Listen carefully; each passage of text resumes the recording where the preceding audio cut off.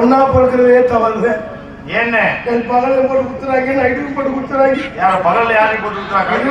தண்ணி போட்டு விட்டுட்டாப்ப பழக்கத்தை. எதுவும் தண்ணி போட்ட மாட்டினா தண்ணியா விட்டு போயிடுறேன். கஞ்சா போட்ட மாட்டினா அவன் என்ன நினைச்சு கசக்குறானோ அதே கசக்குது. எல்லாரும் கல்யாணம் பண்ணாரு, கல்யாணம் பண்ணி நிம்மதியான தூக்கம் இல்லை.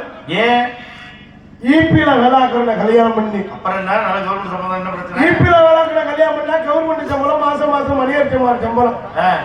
போஸ்ட் மர ஏரியா நம்மளை காப்பாத்துரு அப்படின்னு. சரி, அந்த மூதவி நல்லா தூங்குறேன், திடீர்னு எந்திரிச்சு போஸ்ட் மரத்துல ஏரியாவுக்குள்ள என்ன மனிதர்கள் ஏற ஆரம்பிச்சுறேன்.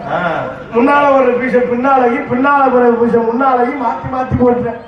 அப்புறம் சரி அதுதான் போனா போதும். சரி, ஒரு ஐஸ் வைக்கிறவனை கல்யாணம் பண்ணி, அது பிரச்சனை இல்லை. இனிமே வெயில் காலம் வேற. ஐஸ் வைக்கிறவனை கல்யாணம் பண்ணா வாழ்க்கை குழு இருக்கும் இந்த வெயில் காலத்துக்கு அப்படின்னு. சரி, அந்த மூதவி நல்லா தூங்குறேன், திடீர்னு எந்திரிச்சு கப்பு கோல் புரட்டு பால் மிச்சர் ஐஸ் ஐஸ் ஐஸ்ங்கிற அதோட முடிச்சு போயிடறானோ.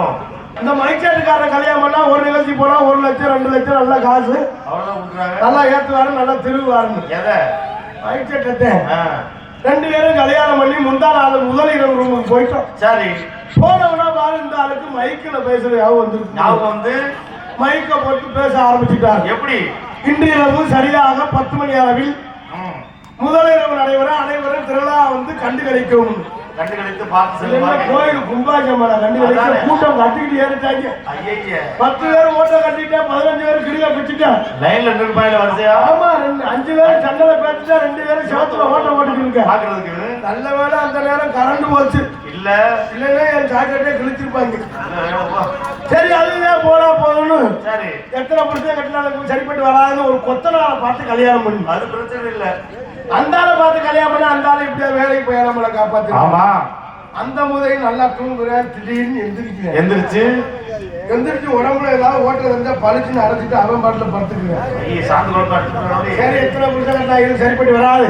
அரசியல்வாதியை பார்த்து கல்யாணம் பண்ணா நல்ல சில்லற பழக்கம், காசு மேல காசு, மாடி மேல மாடி, கார்லயே போகலாம், ஏசிலே பொழுதுக்கு பறக்கலாம். அரசியல்வாதியை கல்யாணம் பண்ணி 10 வருஷமா பிள்ளையே இல்லை. ஏண்டி போயாம மீட்டிங் போட்டா பிள்ளை மசில் வளர்க்கும். அப்புறம் என்னதான் ஆச்சு? 11வது வருஷம் நான் மாசம் ஆயிட்டேன்.